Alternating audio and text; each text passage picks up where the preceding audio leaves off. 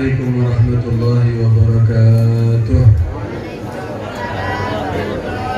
Bismillah walhamdulillah wassalatu wassalamu ala rasulillah Sayyidina Muhammad ibn Abdullah wa ala alihi wa sahbihi wa man walah wa la hawla wa la quwwata illa billah. Subhanaka la ilma lana illa ma 'allamtana innaka antal alimul hakim. Rabbi shrah li sadri wa yassir li amri wahlul 'uqdatam min lisani yafqahu qawli, amma ba'du. Yang saya hormati dan saya muliakan para habaib, para kiai, para asatid, hadirin hadirat yang dirahmati Allah Subhanahu wa taala,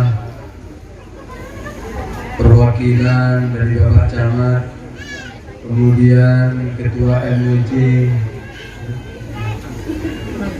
Ketua DMI, MUI, semua yang ikut terlibat dalam terlaksana acara Safari Maulid dan rutinan Sabtu Pahing ini, yang tidak bisa kami sebutkan satu persatu, tapi tidak mengurangi hormat kami kepada mereka semuanya. Hadirin hadirat yang rahmati Allah Subhanahu wa taala, kita patut bersyukur kepada Allah Subhanahu wa taala. Allah mentakdirkan kita berada di tempat yang insya Allah penuh dengan barokah dan rahmat dari Allah Subhanahu wa ta'ala. Kita berkumpul di tempat ini hakikatnya adalah berada di Raudhah min Riyadil Jannah. Karena itu ulama mengatakan man qasada maudi'an li qiraati maulidin Nabi sallallahu alaihi wasallam faqad qasada Raudhah min Riyadil Jannah, li'annahu ma hadara dhalikal makan illa limahabbatihi lin Nabi sallallahu alaihi wasallam.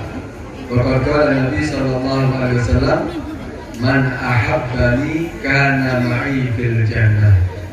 Barang siapa yang menuju satu tempat, di situ dibacakan maulid Nabi sallallahu alaihi wasallam, niatnya berangkat dari rumah niat untuk hadir maulid, maka hakikatnya dia menuju satu tempat yang dikatakan kebunan daripada kebunan surga.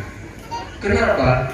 Karena kita semuanya tidak mendatangi tempat ini kecuali karena rasa cinta kita kepada Nabi sallallahu alaihi wasallam. Sedangkan Nabi SAW pernah bersabda, siapa yang cinta kepada aku, maka dia akan bersamaku di dalam surga. Alhamdulillah ya, walaupun tempatnya seperti ini, ya alhamdulillah harus koyok mantu ya, koyok pernikahan tempatnya. Alhamdulillah, sebetulnya lebih indah tempatnya daripada ini. Hakikatnya lebih indah. Raudhah min Riyadil Jannah. Coba beri takoi. Seandainya kita berada di kebunan surga, gelem nggak betul di kebunan surga? Enggak gelem.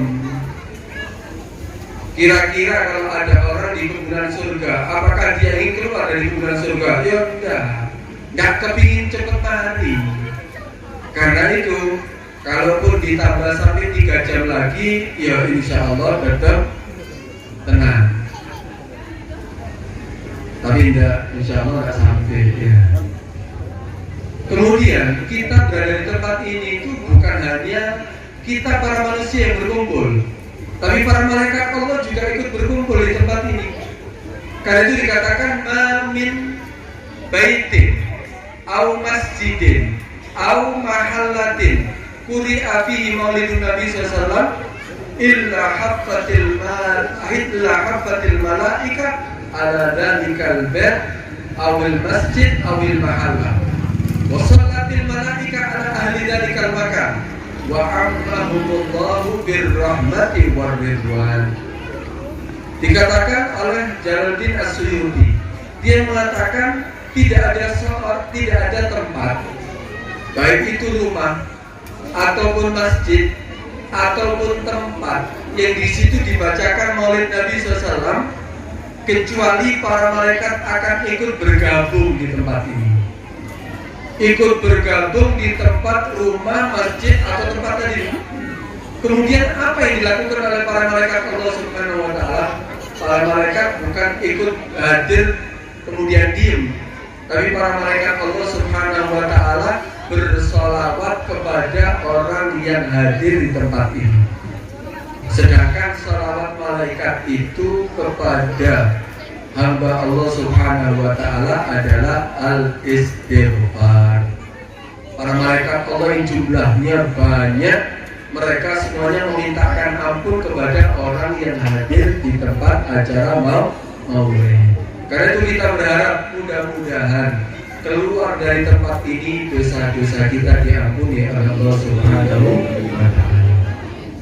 Hadirin rahmati Allah Subhanahu wa Ta'ala, disebutkan dalam kitab Maulid Syaraful Anam. Biasanya dibaca oleh perempuan-perempuan ya. Syaraful Anam doa maulid panjang, tapi di situ sejarah Nabi dijelaskan lengkap. Di antaranya disebutkan di situ fadilah daripada menghadiri acara maulid. Ada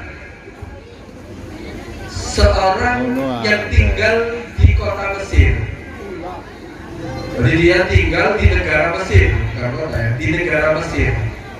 Dia adalah orang Yahudi, bukan orang Islam, orang Yahudi. Ketika orang Yahudi tadi tinggal di Mesir, dia melihat ada orang Islam ketika masuk bulan Maulid, dia mengadakan acara besar-besaran, mengeluarkan uang dengan banyaknya, bersedekah, kemudian membuat acara yang besar-besaran untuk menghormati kelahiran Nabi SAW. Sedangkan tetangganya orang Muslim tadi itu orang Yahudi, suami istri, punya toko di sampingnya. Kemudian si istri tanya kepada suaminya, kenapa itu orang Muslim itu kok mengadakan acara besar-besaran setiap memasuki bulan seperti ini? Akhirnya kata si suaminya tadi itu, oh iya, itu orang Islam itu tetangga kita itu, dia setiap memasuki bulan Rabiul Awal mengadakan acara seperti yang kita lihat itu karena menyangka bahwa nabinya dilahirkan di bulan itu. Karena itu bahagia, si Muslim tadi bahagia dengan hari kelahiran daripada nabinya. Udah malam harinya suami istri si Yahudi tadi tidur. Ketika tidur si istrinya mimpi. Di dalam mimpinya dia bertemu seorang yang tampan sekali, ganteng, pakaiannya putih bersih, kemudian baunya wangi. Kemudian di samping-sampingnya orang tadi itu, yang tampan tadi itu, ada beberapa sahabat-sahabatnya lagi berjalan menuju rumah orang Muslim tadi yang membuat acara maulid. Didatangi. Kemudian kata si perempuan Yahudi tadi itu tanya, siapa itu laki tampan? Wajahnya begitu tampan, baunya wangi. Kemudian diikuti para sahabatnya masuk ke rumah orang Muslim tadi itu. Siapa dia? Akhirnya di antara mereka mengatakan, oh itu adalah Nabi Muhammad SAW. Nabi yang mendatangi rumah yang ketika di situ diadakan acara maulid. Masuk ke rumah tadi itu. Kemudian kata si perempuan Yahudi, seandainya aku ingin berbicara, kata si perempuan Yahudi, seandainya aku ingin berbicara dengan Muhammad itu, Nabi Muhammad itu, kira-kira dia akan menjawab gak? Kira-kira dia akan menanggapi gak ketika aku mau bicara dengan dia? Kata si orang tadi itu yang diajak bicara, oh tentu Nabi Muhammad itu rahmat, pasti akan dijawab, pasti akan ditanggapi. Akhirnya ketika Nabi keluar dari rumahnya orang Muslim tadi, langsung dihadang oleh perempuan tadi.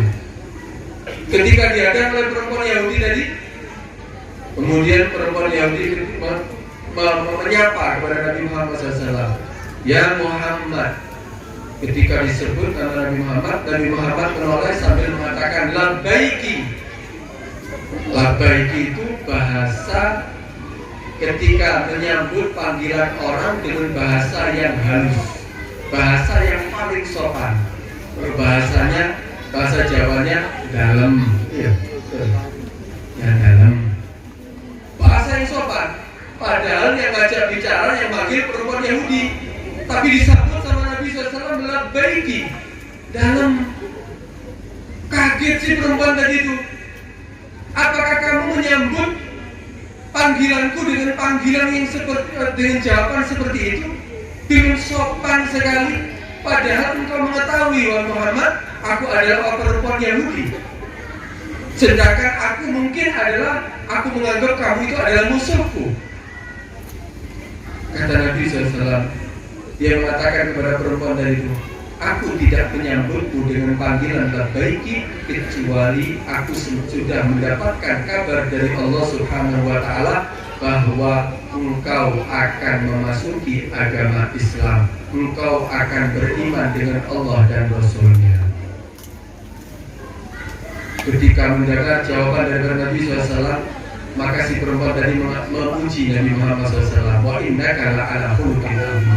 Benar-benar engkau wahai Muhammad memiliki budi pekerti di atas daripada orang-orang yang memiliki budi pekerti yang baik. Langsung yadaka ya Muhammad. Ulurkan tanganmu wahai Nabi Muhammad, aku akan bersaksi bahwa tidak ada Tuhan selain Allah dan Nabi Muhammad engkau adalah utusan Allah. Langsung mengucapkan 2 kalimat syahadat dalam mimpinya. Kemudian setelah itu Nabi Muhammad mengatakan ya sudah. Ya, kata si perempuan tadi yang mengatakan kepada Nabi Muhammad, karena bahagianya aku sudah masuk dalam agamamu wahai Muhammad, aku akan mengadakan acara seperti yang dilakukan oleh tetanggaku orang muslim. Bangun dari tidur, si perempuan tadi itu bahagianya, kemudian mau mempersiapkan mengadakan acara. Ternyata si suaminya tadi itu, ini sudah bangun dari tidurnya, suaminya tadi itu membeli bahan-bahan untuk mengadakan acara yang besar. Bingung si istrinya, loh kamu ini beli barang ini untuk apa? Sudah membuat ya mungkin manggil bagian dekor mungkin ya, sudah manggil beli makanan, beli bahan-bahan untuk membuat kue mungkin. Kaget si perempuan, kamu mau mengadakan acara apa? Oh, aku akan mengadakan acara hari kelahiran Nabi Muhammad SAW. Aku akan mengadakan acara karena engkau telah masuk Islam, engkau telah masuk agama Muhammad. Kaget si perempuan tadi. Loh, tahu dari mana kamu? Aku belum memberitahu siapapun. Bahkan suaminya sendiri belum dikasih tahu. Tahu dari mana kabar tentang ini semuanya? Aku mendapatkan kabar dari yang aku masuk Islam setelah engkau masuk Islam. Ini suami istri masuk Islam berkat apa? Adanya satu acara maulid, perayaan maulid Nabi SAW di satu daerah. Karena itu keberkahan acara ini bukan hanya untuk orang yang membuat acara, bukan hanya untuk panitianya, bukan untuk mungkin orang yang banyak mengeluarkan harta. Tidak, keberkahan acara maulid ini kepada seluruh daerah yang ada di sekitarnya. Mudah-mudahan berkatnya maulid ini Allah Subhanahu wa Ta'ala jadikan orang yang bermaksiat tobat kepada Allah. Mudah-mudahan orang-orang yang belum memasuki agama Islam, mudah-mudahan Allah berikan hidayah sehingga dia bisa masuk agama Islam. Mudah-mudahan Allah memberikan keberkahan kepada semuanya dan Allah Subhanahu wa Ta'ala menjadikan kita termasuk pecinta-pecinta Nabi Sallallahu Alaihi Wasallam. Setelah kita mendengarkan membaca maulid Nabi SAW, sekarang kita akan menjelaskan salah satu beberapa ucapan yang pernah diucapkan oleh Nabi SAW. Karena acara maulid ini bertepatan dengan Sabtu Pahing. Sabtu Pahing itu kita panitia acara Sabtu Pahing itu ada pengajian keliling. Nah, pengajian keliling Sabtu Pahing kita membaca kitab Syifa'us Sakim. Syifa'us Sakim ini isinya adalah hadis-hadis Nabi. Apa hadis Nabi itu? Yang pernah diucapkan oleh Nabi. Setelah kita mendengarkan mungkin beberapa hari sudah kita hadiri acara maulid, kita mendengarkan sejarahnya Nabi, kita mendengarkan sunnah-sunnahnya Nabi. Sekarang kita mendengarkan apa yang diucapkan oleh Nabi SAW. Semua yang diucapkan Nabi itu untuk pelajaran buat kita semuanya. Di antaranya Nabi SAW pernah bersabda, kalau Rasulullah SAW, "Idza asbahta mu'afa fi jasadi, idza asbahta mu'afan fi jasadi, aminan fi sirri, indaka quti yaumik, fa'ala dunya wa ahliya al-afa." Rawahu Baihaqi. Nih, hadisnya Nabi ini kalau kita dengarkan, kita pahami, insya Allah kita nggak perlu bingung urusan rezeki, nggak perlu bingung di dalam urusan di dunia. Kalau kita tahu nih diajarkan Nabi ini semuanya obat untuk diri kita. Sekarang ini banyak orang yang sumpah, banyak orang yang galau, banyak orang yang stres. Gara-gara apa? Gara-gara corona. Gara-gara corona akhirnya rezekinya agak seret. Akhirnya akeh masalahnya. Nah ini kita lihat. Kata Nabi SAW, sebetulnya kebutuhan manusia itu apa sih? Kebutuhan manusia itu sedikit sebetulnya. Kata Nabi SAW, tidak asbahta, jika kamu ketika pagi hari mu'afan fi jasadi, sehat jasad kamu, tubuh kamu sehat, matanya sehat, telinganya pendengarannya sehat, jantungnya sehat, kakinya sehat, semua tubuhnya sehat. Kalau di pagi hari kamu diberi kesehatan oleh Allah Subhanahu wa Ta'ala. Yang pertama. Kemudian aminan fi sirdik, aman fi sirdik. Ada yang mengartikan sirdik ainasik, aman jiwa kamu, atau aman urusan-urusan kamu, jalanan kamu aman. Artinya apa? Gak ada yang ngancem pagi hari, tubuhnya sehat. Gak ada yang ngancem sama dia. Kemudian gak ada yang musuh sama dia, gak punya musuh. Alhamdulillah di pagi hari. Kemudian di pagi hari dia gak ada perang, alhamdulillah aman. Gak ada permasalahan, gak ada kisruh, tenang, gak ada kekacauan. Sudah tubuhnya sehat, kemudian jalanannya, jiwanya juga aman, selamat. Kemudian yang ketiga, indaka quti yaumik, kamu memiliki bahan makanan pokok untuk kamu makan di hari kamu. Hari itu ono sing dipangan. Butuhnya manusia itu sapiro sih? Manusia itu butuh makan seberapa sih? Butuh makan paling untuk sarapan, makan siang, makan malam. Ada nggak? Setiap masuk pagi hari kamu lihat jasad kamu sehat, kemudian aman, nggak ono sing ngancem, nggak ono sing musuh. Kemudian kebutuhan kamu di hari itu tercukupi. Kata Nabi SAW, fa'alat dunya wa ahliya al-akhirah. Wis nggak usah diurusi urusan dunia. Di dalam dunia ataupun penduduk dunia al-afa atas, walaupun semuanya hilang, nggak ngurus. Itu diajarkan Nabi. Yang penting kon sehat, aman. Mari menurut makanan untuk apa? Rezeki kamu untuk hari itu ada. Wis aku ribut. Kadang-kadang ribut sih banting tulang sak ginjal dibanting. Bingung dari atas sampai akhirnya tidak sholat. Sebetulnya kalau sudah semuanya kebutuhannya ada di hari itu, sholat toh, syukur Allah, ditambah rezeki kamu. Manusia itu sudah dapat jaminan. Kalau manusia itu mau seperti binatang itu, binatang itu ada yang bisa kita jadikan contoh. Contoh binatang yang tawakal itu apa? ayam, terus ayam, titik, terus kan titik ya. Orang kan ini kan titik, iya ayam. Atau apa burung? Itu binatang yang paling tawakal, nggak pernah nimbun dari barang makanan untuk keesokan harinya. Itu ayam itu, apa ini jenisnya tele ya, tele ya. Itu nggak pernah ada makanan dibuat untuk keesokan harinya, nggak ada. Dia makan hari itu yang penting sehat, keluar eker-eker oleh panganan, pakai kulit. Nggak pernah bingung, kok besok gimana ya? Bagaimana untuk makanan keesokan harinya? Nggak pernah bingung. Dia yakin kalau masih hidup pasti oleh makan. Burung juga sama. Keluar dari tempatnya, terbang dalam keadaan lapar, pulang dalam keadaan kenyang. Kemudian selain tawakal itu burung dan ayam. Burung dan ayam itu disiplin dalam waktu. Ketika setelah matahari terbit baru turun. Eker-eker makan, eker-eker maleng makan, eker-eker maleng makan. Turunnya mana bisa mulai. Pulang, tak mungkin kita kelihatan ayam malam hari. Kecuali ayam sampel.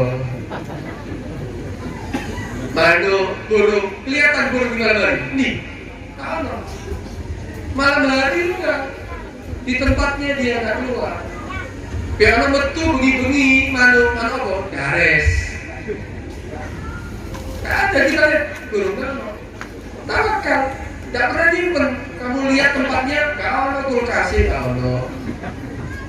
Kalau tempat makanannya nggak ada. Merasa dia yang penting kalau masih hidup pasti bisa makan. Karena itu pikirannya tenang.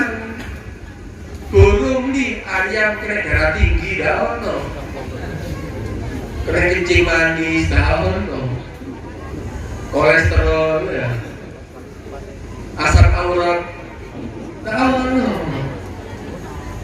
Apa? Kenapa? Nggak pernah mikir. Orang itu kena penyakit macam-macam gara-gara apa? Pikiran. Sumber segala penyakit kata Abdul Hadad.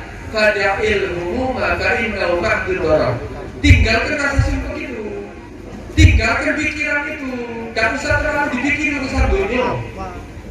Kenapa? Wis dijamin kok sama Allah Subhanahu Wa Taala. Buat apa kita sumpah? Terlalu binatang-binatang semuanya ada. Mereka tenang kecuali apa? Oh jadi itu semut.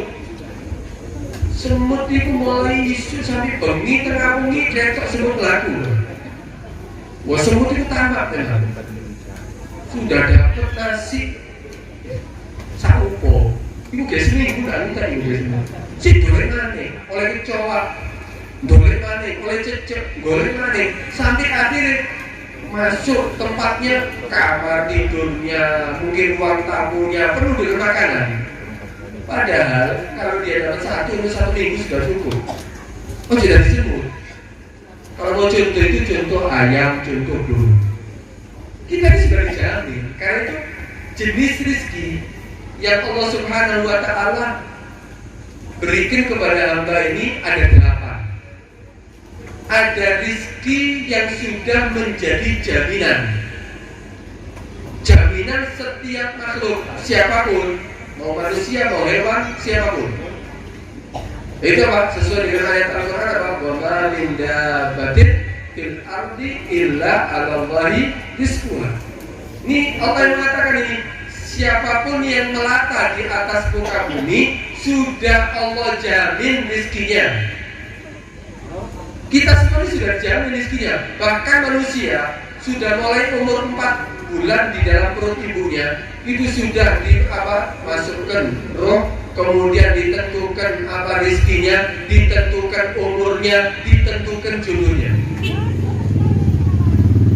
Semuanya sudah dijamin sama Allah Subhanahu Wa Taala. Ada jenis rezeki memang berusaha. Orang rezeki butuh usaha. Wa an laisa lil insani illa ma sa'a. Tidak akan kamu mendapatkan kecuali karena usaha kamu. Orang rezeki yang dijamin, orang rezeki karena usaha. Oh alhamdulillah rezeki sudah ada, aku tetap usaha buka toko. Ya, setelah isyraq, setelah terbit matahari saya buka tokonya. Poin sholat ditutup, sholat jamaah zuhur.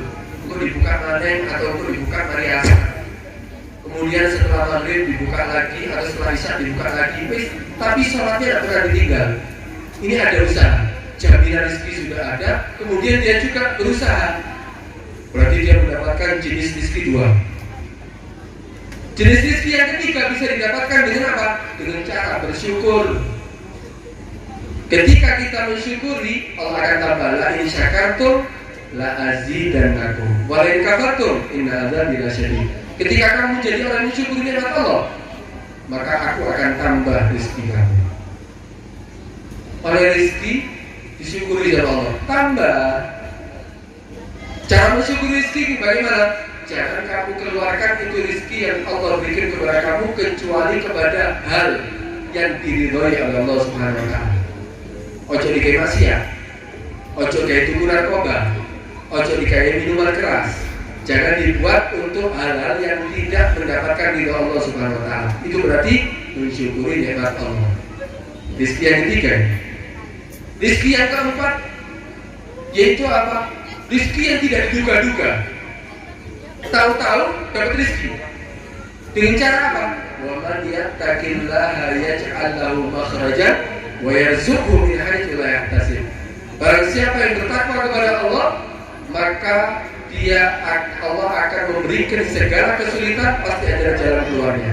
Kemudian memberikan rezeki dari jalan yang tidak disangka-sangka. Duit toko cili ternyata dapat keuntungan yang tidak disangka-sangka. Tahu-tahu dapat keuntungan 10 kali lipat. Tapi dengan cara apa? Takwa sama Allah. Sholatnya dijaga. Ojo doleh rezeki.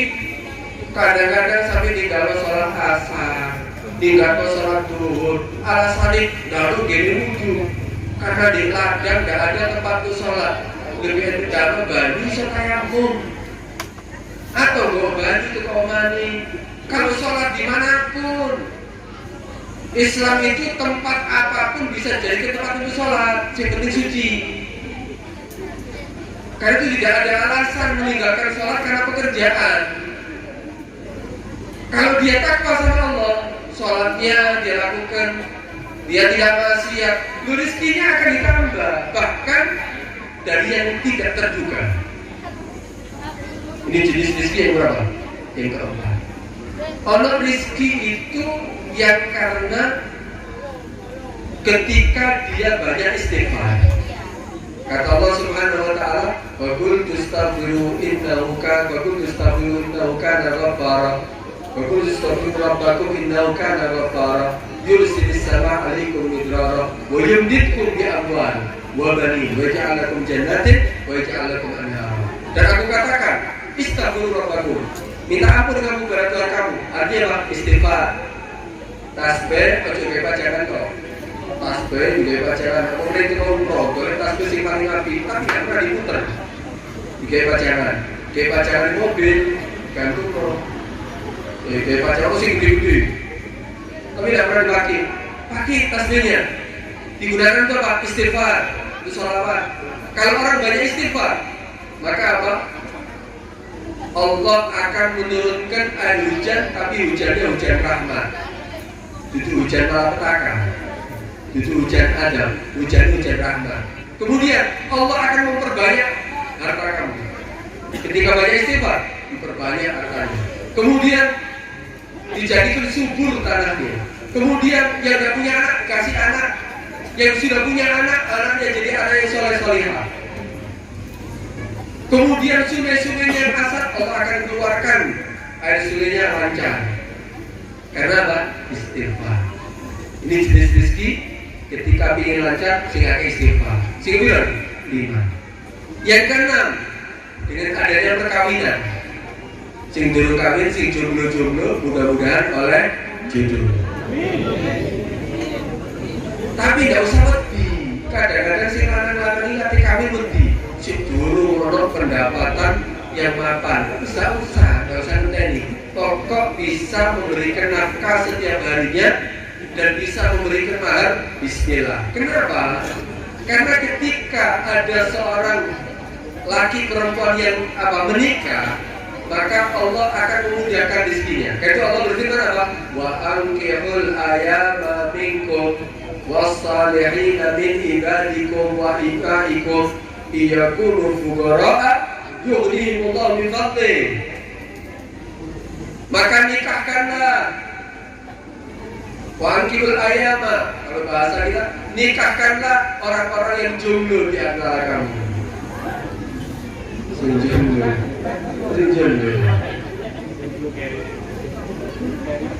Nikahkanlah orang-orang yang jomblo di antara kamu, dan orang-orang yang sudah mampu, baik laki atau perempuan, nikahkan mereka. Kalau mereka masih dalam keadaan fakir, iya kunul fuqara, yughnihimullahu min fadlih. Allah akan memberikan kekayaan kepada dia, min fadlih, dari kemurahan Allah SWT. Gampangnya gini. Kan tadi sudah ada jaminan rezeki. Setiap makhluk kan dijamin rezekinya. Sekarang bergabung rezekinya si suami dengan rezekinya istri, sudah ada jaminan dari Allah. Gabung dalam satu rumah. Berarti rezeki tambah akeh enggak? Tambah akeh. Rezeki suami ada, rezeki istri ada, gabung jadi satu. Apalagi Allah sudah menegaskan dikayakan oleh Allah Subhanahu wa taala. Ketika dia melakukan pernikahan. Ini jenis rezeki yang dimudahkan oleh Allah SWT dengan cara menikah. Ono rezeki karena apa? Karena anak. Karena itu ada istilah akeh anak, akeh rizki. Itu benar itu. Karena itu Allah mengatakan apa? Wala taqtulu auladakum khasyatal imlaq, khasyata imlaq. Nahnu narzuquhum wa iyyakum. Orang-orang dulu itu ada sebagian orang, dan orang dulu saiki wakil. Kadang-kadang saking dia kesulitannya mau ngasih untuk makan anak-anaknya, takut gak iso mangan, akhirnya dipateni. Kadang-kadang sih dalam kandungan digugurkan. Banyak ini membunuh anak ini. Orang dulu sampai dikubur anaknya, sampai dibunuh. Kenapa? Takut gak bisa ngasih makan anaknya. Loh, itu kalau sudah makhluknya Allah dapat jaminan rezeki, bukan kamu urusan rezeki. Karena itu, la taqtulu auladakum khasyata imlaq. Jangan kamu bunuh anak-anak kamu karena kamu takut nggak bisa ngasih makan. Tapi kata Allah apa? Nahnu narzuquhum. Kami yang akan beri rezeki kepada mereka. Wa iyyakum, kamu loh dapat rezeki dari aku, kata Allah Subhanahu wa taala.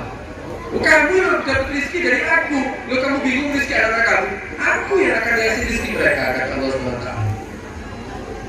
Itu usah bingung. Ini adalah jenis rezeki yang berapa ini? Ketujuh. Rezeki yang ke-8 yaitu apa? Dengan kita bersedekah. Ketika kita bersedekah, Allah akan tambah rezekinya. Wa man dzalladzi yuqridullaha qardan hasanan fayudha'ifahu lahu ad'afan katsira. Ketika ada orang meminjamkan atau mensedekahkan kepada seseorang yang lainnya, ngasih bantuan orang yang membutuhkan, orang sakit dibantu sampai sehat, diberikan obatnya, berobatkan ke dokter atau ke rumah sakit, yang dalam keadaan kurang untuk nafkah keluarganya ditambahi, dibantu, walhasil sedang membantu orang yang ingin utang, dikasih utang, kemudian tidak bisa bayar, dibebaskan dari hutangnya. Ini orang seperti ini. Maka Allah akan melipat gandakan bagi dia hartanya. Yang dia keluarkan memang hakikatnya berkurang, tapi Allah akan memberikan rezeki, mengeluarkan atau memudahkan rezekinya dari jalan yang tidak bisa rasakan. Hebat. Dan yang ke-9 ada tambahan sebetulnya dengan cara menghadiri acara seperti ini. Kalau kita menuntut ilmu, kita menghadiri majelis ilmu, itu juga akan memudahkan rezekinya. Karena itu Al-Habib Abdul Rahman mengatakan rizqul khas ba'da rizqul 'am. Orang yang menuntut ilmu hadir pengajian, di daerah ini, di musola ini, di masjid ini, orang pengajian melu di rumah, itu akan memudahkan rezekinya. Karena itu jangan jauh-jauh dari masjid, jangan jauh-jauh dari majelis ilmu, jangan jauh-jauh daripada majelis Nabi Sallallahu Alaihi Wasallam. Karena itu akan memudahkan rezekinya. Yang penting niatnya berangkat dari rumah dengan niat yang ikhlas tulus karena Allah Subhanahu wa Ta'ala. Dan ayo, ya ini ya kalau kita lihat memang kalau bosi bingung oleh rezeki, mesti dijamin kabel. Dan untuk memudahkan rezeki, banyak seperti tadi itu jenis rezeki ada 8 sampai 9 rezeki. Mesti kita lakukan semuanya, rezekinya lancar. Tetap ada usaha. Allah yang akan memudahkannya.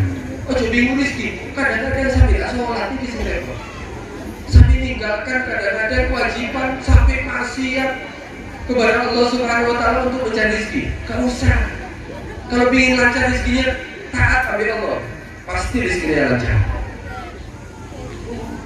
Karena itu kita ini semuanya, kalau mau ditanya,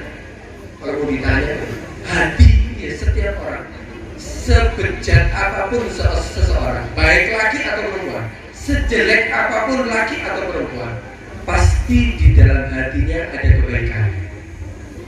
Pasti di dalam hatinya ada kecintaan dengan Nabi SAW. Pasti. Karena ada satu ibarat ini. Ada satu ibarat perkataan seperti ini.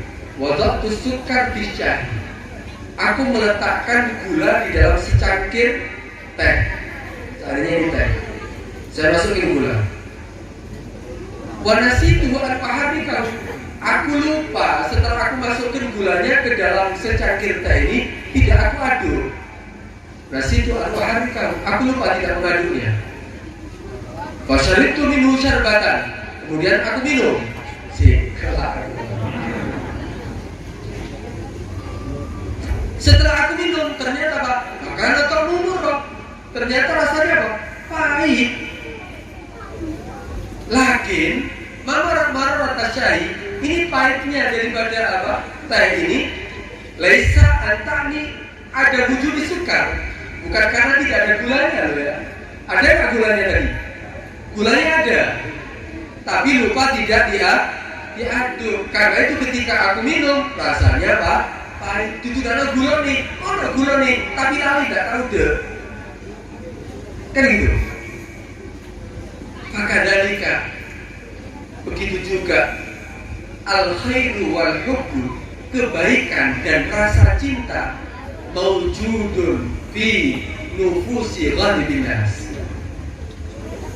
Kebaikan, rasa cinta itu ada di setiap daripada hati manusia. Kebanyakan manusia semuanya ada itu keinginan untuk berbuat baik. Walaupun dia orang yang nakal, walaupun dia orang yang jelek, ada kebaikan di dalam hatinya. Ada kecintaan dia kepada nabinya, ada kecintaan dia kepada orang soleh, ada kecintaan dia kepada ilmu, ada. Tapi apa? Lakin yahtaju man yuharriku, akan tetapi butuh orang yang bisa menggerakkan hatinya tadi itu. Ini gula tadi ada gula apa? Teh tadi itu ada gulanya, kepingin manis jadi aduh. Hati daripada setiap kita ada kebaikan, ada cinta kepada Nabi. Butuh kita untuk menggerakkan semuanya itu. Caranya gimana? Ini ada seperti tempat ini. Hadir acara maulid, diceritakan cerita tentang Nabi, timbul keinginan untuk semakin kenal dengan Nabi. Diceritakan tentang ilmu syariat, tentang kewajiban, timbul keinginan untuk melaksanakan kewajiban. Diceritakan tentang bahayanya maksiat, akhirnya timbul keinginan untuk berhenti dari maksiat. Hadir pengajian juga sama. Itu termasuk tahrikul khair wal hubbu fi nufusi ghalibin nas. Berarti itu menggerakkan apa? Kecintaan dan menggerakkan daripada apa? Kebaikan yang ada di dalam hati seseorang. Karena itu doa-doa di majelis ilmu supaya kita lebih kenal dengan syariat kita. Tidak ono wong elek saelek apa seperti apapun kurang ngopo, Pak. Orang kafir Quraisy itu hatinya keras mereka. Hati wong Indonesia lunak-lunak. Gampang diajak untuk berbuat baik. Tinggal kita mau atau tidak. Orang kafir Quraisy itu hatinya katos-atos. Tapi mereka menjadi sahabat Nabi sampai membela Nabi, berkorban untuk Nabi, bahkan siap terbunuh untuk Nabi. Tinggal kita Ayo kita lebih dekat dengan majelis ilmu, lebih dekat dengan acara-acara yang ada diajarkan daripada acara keagamaan, supaya kita lebih kenal dengan kebaikan, supaya kita lebih cinta dengan Nabi Sallallahu Alaihi Wasallam. Nah ini mudah-mudahan ini akan menjadi kenapa membuka hati kita, sehingga akan timbul rasa keinginan untuk lebih kenal dengan Nabi. Kalau mau diceritakan Nabi Pak, ya sungguh majelisnya ini sudah untuk ya. Terus sama cukup. Wah, menjawab di ya, dia cukup ya. Jadi ya, ini kebunan surga gitu ya, kebunan surga. Jadi ya, jam sombong udah, biasanya jam ini. Masuk. Terus hadis ini awal cerita Nabi. Cerita Nabi. Iya guys. Ini kita menghadiri acara seperti ini hadirin. Ini supaya kita kenal. Hukumnya cinta kepada Nabi ini apa? Wajib. Bahkan cinta kita kepada Nabi harus kita dahulukan lebih daripada segala-galanya. Iya. Kenapa kita harus cinta kepada Nabi? Termasuk kesempurnaan iman. Yang kedua, karena Nabi cinta dengan kita. Nabi itu perhatian dengan kita. Nabi itu selalu memikirkan kita. Sampai-sampai Pak, Nabi kenal nggak? Kita kenal nggak? Pernah nggak bertemu dengan Nabi? Pernah? Tahu kita mau dengan Nabi? Nggak tahu kan? Nggak pernah kita bertemu dengan Nabi. Tapi Nabi merindukan kita. Nabi itu sampai pernah nangis karena mikir kita. Mikir wong kertokan bisa. Wong Tosari. Mikir wong Pasuruan. Mikir sak dunia. Nabi pernah nangis. Ketika Nabi menangis, bahkan Nabi SAW, kemudian para sahabat bingung. Kenapa ini? Kok salah? Nabi kok sampai menangis? Apa yang membuat Nabi menangis? Maka Nabi SAW mengatakan ishtaqtu ikhwani. Aku ini rindu dengan saudara-saudaraku. Maka para sahabat Nabi mengatakan, awalasta ikhwani ya Rasulullah. Bukankah kami ini adalah saudara-saudara engkau ya Rasulullah? Para sahabat mengaku, aku saudara engkau ya Rasulullah. Kenapa kau harus menangis? Kata Nabi SAW, dan aku ashabi. Enggak, kamu itu adalah sahabat-sahabatku, bukan itu yang aku maksud dengan apa? Ikhwani, dengan saudaraku. Amma ikhwani, adapun saudara-saudaraku yang aku maksud adalah hum qaumun ya'tuna min ba'di yu'minuna bi wa lam yarawni. Mereka adalah satu kaum yang datang setelah aku, artinya setelah wafatku. Mereka beriman kepada aku, sedangkan mereka tidak pernah melihat aku. Nabi menangis kenapa? Karena ternyata dia merindukan saudaranya. Siapa saudaranya? Satu kaum yang datang setelah sepeninggal Nabi, beriman kepada Nabi padahal tidak pernah melihat Nabi. Kita tidak pernah melihat Nabi. Kita cinta kepada Nabi, kita beriman kepada Nabi. Ini dirindukan Nabi. Kita ini dirindukan Nabi SAW. Karena itu Nabi itu selalu perhatian dengan apa? Umatnya. Selalu perhatian, selalu membela umatnya. Sampai pernah satu saat Sayyidah Aisyah ini istri yang paling dicintai oleh Nabi. Wahyu, cerdas, kemudian yang paling dicintai oleh Nabi SAW.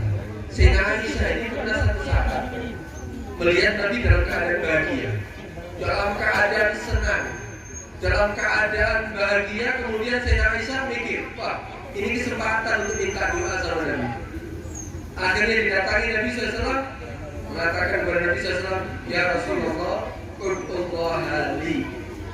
Ya Rasulullah, mintakan aku untuk kepada Allah untukku. Doakan aku, mintakan kepada Allah Subhanahu wa ta'ala.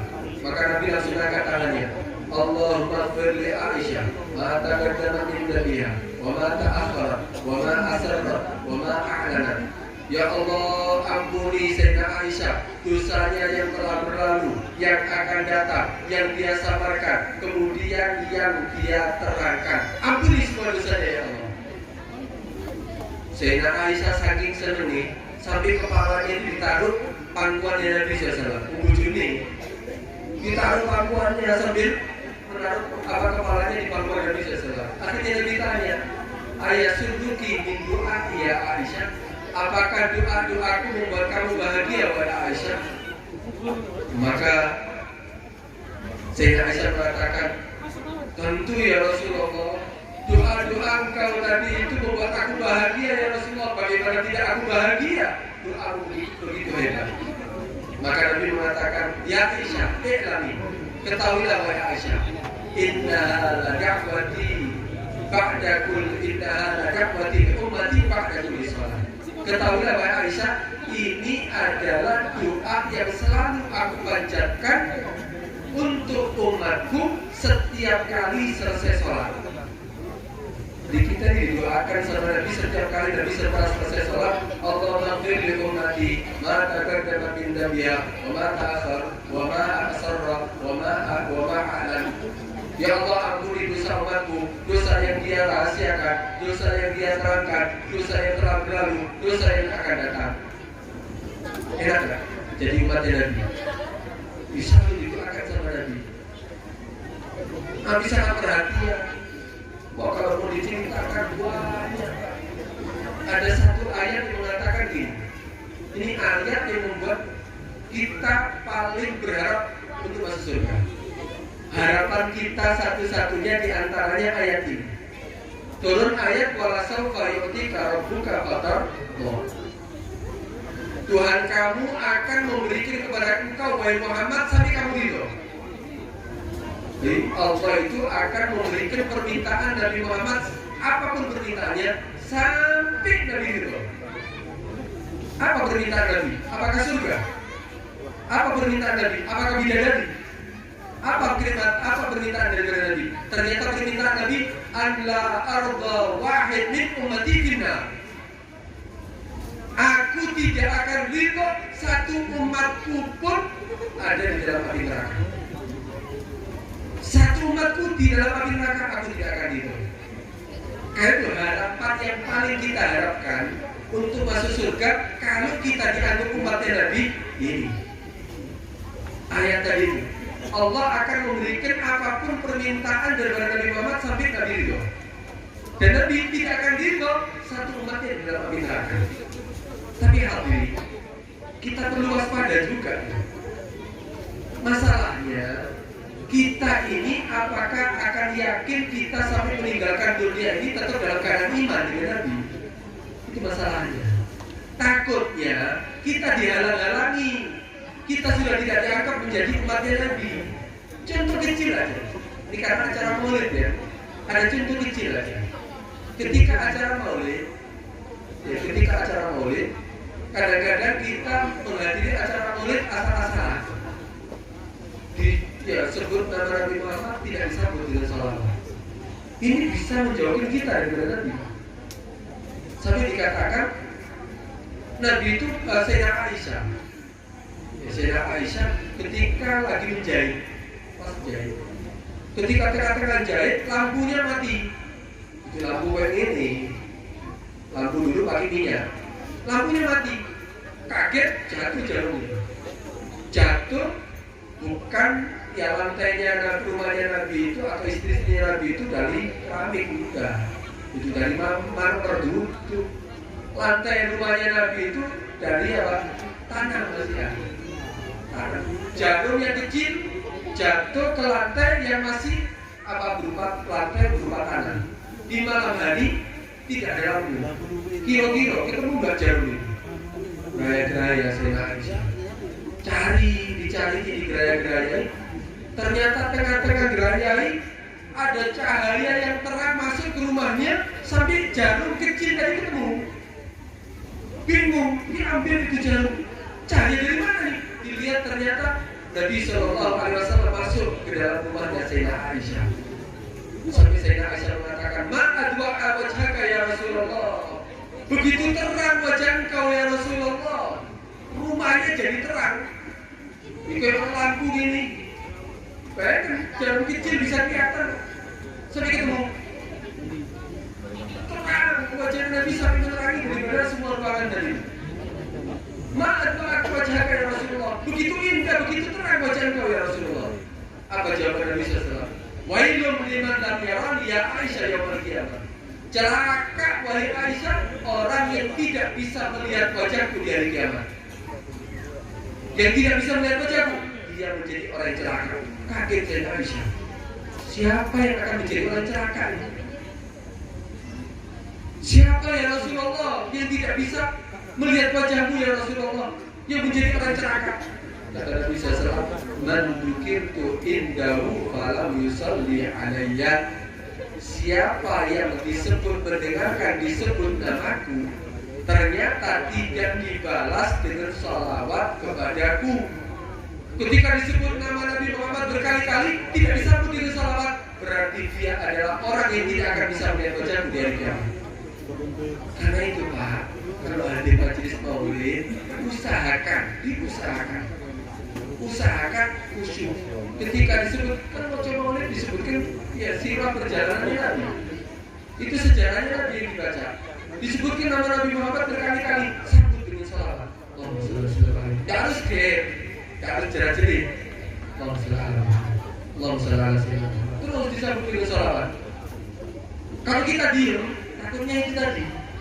Ternyata kita berharap syafaatnya Nabi, ternyata kita berharap selamat daripada api neraka, ternyata kita berharap bertemu dengan Nabi, ternyata Nabi akan kasih kesempatan untuk kita bisa melihat wajahnya. Malah dianggap sebagai orang yang celaka. Karena itu kalau hadir majelis seperti ini, syukur. Bisa usah ribut tiani. Mau disebutkan Nabi kok ribut tiani tidak usah. Ojo ribut panganan, ojo ribut HP, ojo ribut ya ngobrol, tenang ya.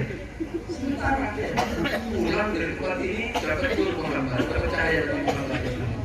Kalau sudah cahaya dari Muhammad kita dapatkan, kita sampai rumah kita jadi berkah, keluarga kita jadi berkah, sekeliling kita jadi berkah semua. Karena itu usahakan seperti ini. Kemudian kalau bisa, ya harus bisa. Di antaranya, ini bukan untuk menyalahkan orang, tidak menyalahkan. Kalau kita nggak tahu, bisa bohong. Tapi setelah tahu, ya harus dilakoni. Pernah Al-Habib Ahmad bin Hasan Atas ini menceritakan di kitabnya Tadkirun-Nas. Dia menceritakan ada orang, ya, Al-Habib Ahmad bin Hasan Atas ini mimpi bertemu dengan Nabi. Mimpi bertemu Nabi itu mimpi yang hak. Kata Nabi SAW, siapa yang melihat aku dalam mimpinya berarti itu ya Tuhan, mimpi yang benar. Kenapa? Karena syaitan datang terlebih. Syaitan itu tidak bisa meniru aku. Kalau mimpi Nabi beneran itu, ya, tapi tidak usah ngaku-ngaku. Hayal, mimpi Nabi aku benar enggak?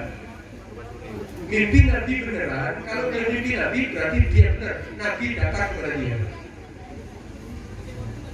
Ketika mimpi Nabi SAW ini bersama rombongannya, para sahabatnya berangkat ke satu tempat. Masuk ke satu tempat, ternyata baru masuk, lama keluar lagi. Kok aneh? Baru masuk, langsung keluar. Ketika ditanya sama Habib Ahmad bin Hasan Al-Atas dihadap, ya Rasulullah, engkau dari rumah tadi itu, apa yang engkau lakukan di rumah tadi itu? Kenapa engkau mendatangi rumah si fulan? Oh iya, tadi rumah itu dibacakan maulidku. Lagi diadakan acara maulid. Aku itu ketika disebut aku akan datang.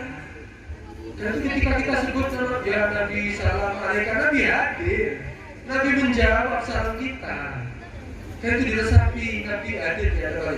Lupa kalau bagi bahasa Arab, ya Nabi salam alaikum. Kami itu berarti ada di depannya. Assalamualaikum berarti apa? Orang wami. Ya Nabi salam alaikum berarti Nabi ada di hadapannya. Dan Nabi menjawab salam setiap dari orang yang besar kepadanya. Aku datang ke rumah tadi itu karena dibacakan maulidku. Loh, kenapa mau keluar ya Rasulullah? Iya, ketika aku masuk di rumah tadi itu ternyata di situ ada orang yang merokok. Ya sudah tumba. Ketika aku melihat dia merokok, aku tidak senang dengan orang yang merokok. Aku keluar dari tempat tadi. Nah, karena itu diusahakan. Kalau hadir acara seperti ini, usahakan sopai di sekeliling acara ini, usahakan gak usah rokok di sini. Di takdim, di sholat itu jamak takdim kan ya? Sholat itu jamak takdim. Rokoknya di jamak takdim di sini. Biasanya kalau dalam waktu 1 jam itu seandainya sapak, itu 5 menit sapak langsung. Atau kalau enggak, jadi takhir. Kalau jamak takhir salah kan diakhirkan, jadi takhir apa kok? Mari maulid, wah, piro kan? Pengajian ini waktu doang orang jam, berarti rompak sebetulnya. Kalau perlu langsung 3 gitu ya, sedot dan itu lebih baik daripada kita hadir acara seperti ini. Ternyata kita jauh daripada Nabi. Ternyata Nabi tidak senang. Siapa sih rokok? Bulan, Nabi belum. Belum Nabi sih rokok. Karena itu usahakan sabar sebentar kok. Iya, iso satu sabar ya. Iso ya. Sini rokok ini, rokok sini. Bisa sabarnya. Kenapa? Supaya benar-benar majlis ini membawa berkah, membawa rahmat, diridhoi oleh Nabi. Itu yang kita harapkan. Alhamdulillah. Ini yang dari Pasuruan ini, Pak, Bu, yang dari Pasuruan ini, delok acara maulid di Tosari, daerah pegunungan, ramai kayak ini. Di Pasuruan mungkin tidak seramai ini. Kita ini dia merasa bersyukur, senang. Kadang-kadang teko Pasuruan, teko yang gini kepingin delok. Masya Allah ya, Tosari, ya Kertoano, full maulid. Kadang-kadang orang kok di pelosok-pelosok ya, kok diganggu. Titik pengislami, tapi full acara maulidnya. Heran. Tapi kita juga bersyukur. Tapi kalau seandainya lebih disempurnakan lagi, kita tidak, ya kita bersyukur dengan acara diadakan seperti ini sudah bersyukur, sangat bersyukur. Tapi kalau lebih sempurna lagi, keluar istimewa maulidnya, itu yang lebih kita harapkan. Ternyata ya, Tosari lebih dikenal oleh Nabi daripada Pasuruan mungkin ya. Iya kan? Kenapa? Maulidnya khusyuk, semuanya yang merasakan Nabi hadir, pulang dan rumahnya semakin cinta dengan Nabi, akhirnya memperbanyak sholawat kepada Nabi. Akhirnya semuanya apa? Kalau sudah dekat dengan Nabi, pasti dekat dengan Allah. Kalau sudah dekat dengan Allah, semuanya akan lancar, Pak. Cepat semuanya akan lancar, urusan dunia akhirat lancar. Masa tadi. Bahkan di saat-saat yang kita butuhkan, ketika kita nazar, dicabut nyawa kita, Nabi ikut hadir menuntun kalimat tauhid kepada kita. Itu yang kita harapkan. Nabi ikut hadir, kenapa? Karena Nabi selalu disebut, Nabi selalu dihadiri majlisnya Nabi selalu dihadiri. Maka kita akan menjadi orang terdekatnya Nabi SAW. Akrabukum manzilatan yaumal qiyamah aktsarukum alayya sholatan. Paling dekatnya kamu nanti di hari kiamat dengan aku, kata Nabi SAW, yang banyak bersolawat, yang banyak menyebut namaku. Alhamdulillah, kita ini mudah-mudahan tergolong daripada orang-orang yang paling dekat dengan Nabi SAW. Mudah-mudahan Allah Subhanahu wa Ta'ala buka hati kita semuanya. Allah jadikan kita termasuk orang-orang yang mendapatkan syafaat Nabi SAW. Allah ampuni segala dosa kita, Allah angkat derajat kita, Allah jadikan hati kita semakin cinta dengan kebaikan, semakin cinta dengan Nabi, semakin cinta dengan sunnah-sunnahnya Nabi. Dan mudah-mudahan apapun segala hajat kita, Allah kabulkan. Kita tidak keluar dari tempat ini kecuali hajat kita semuanya makbulah, hajat kita semuanya diterima oleh Allah Subhanahu wa Ta'ala. Mudah-mudahan Allah Subhanahu wa Ta'ala bukan menjadikan kita hanya mencintai Nabi, tapi Nabi juga cinta dengan kita, Nabi kenal dengan kita, sehingga Nabi akan memberi syafaat kepada kita di saat-saat yang kita butuhkan. Dan mudah-mudahan kalaupun Allah mentakdirkan kita harus meninggalkan dunia ini setelah panjang umur, sehat walafiat, Allah takdirkan kita bisa meninggal dalam keadaan husnul khatimah, husnul khatimah. khatimah. Mudah-mudahan berkat acara-acara safari maulid yang diadakan di Tosar ini, mudah-mudahan Allah Subhanahu wa taala angkat segala wabah penyakit daripada Indonesia, dan Allah Subhanahu wa taala jadikan negeri kita aman, negeri kita jauh daripada fitnah, jauh daripada segala yang mengganggu daripada negeri Indonesia. Mudah-mudahan dijadikan negeri yang makmur, negeri yang penuh dengan taat orang-orang yang taat kepada Allah Subhanahu wa taala. Amin ya rabbal alamin. Ini yang bisa saya sampaikan, kurang lebihnya saya mohon maaf yang sebesar-besarnya. Assalamualaikum warahmatullahi wabarakatuh. Tell me pretty lies, look me in the face, tell me that you love me, even if it's